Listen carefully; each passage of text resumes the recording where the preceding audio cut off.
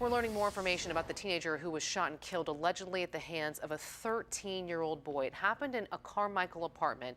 Tonight, the coroner's office has identified the teen victim as Zachary Whittington. Sacramento Sheriff's deputies cannot release the name of the suspect because, of course, he's underage. Fox 40's Doug Johnson is live near the scene of that deadly shooting. Doug, what have you learned today? Nikki and Allie, what we do know at this point is that apparently the suspect and the victim knew each other for about 2 years, and apparently the suspect has had run-ins with the law in the past.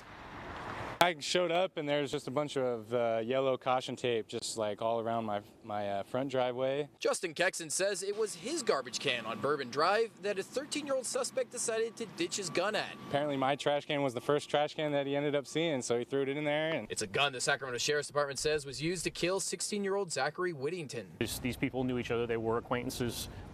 We believe the victim was targeted. We don't know why. The Sacramento Sheriff's Department says Whittington was discovered inside an apartment at the Continental Complex on Manzanita Avenue in Carmichael after neighbors called 911 Sunday to report hearing gunshots. Deputies say Whittington did not live at the apartment, but had been staying there a couple of days.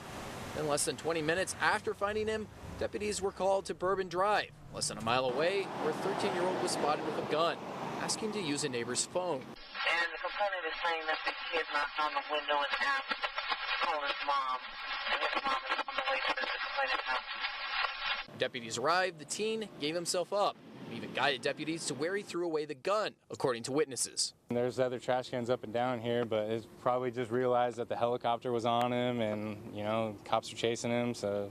While deputies cannot name the 13-year-old because of his age, a department spokesperson says he has had run-ins with the law before. The Sheriff's Department is familiar with him. We have had prior contact with him, yes. Meanwhile, Kexon says his girlfriend was home when the teen threw out the gun.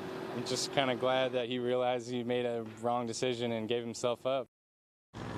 And the Sheriff's Department tells us that that gun that the 13-year-old had was not obtained legally, and ultimately it will be up to the district attorney's office if he's charged as an adult or not. Reporting live in Carmichael tonight, Doug Johnson, Fox 40 News.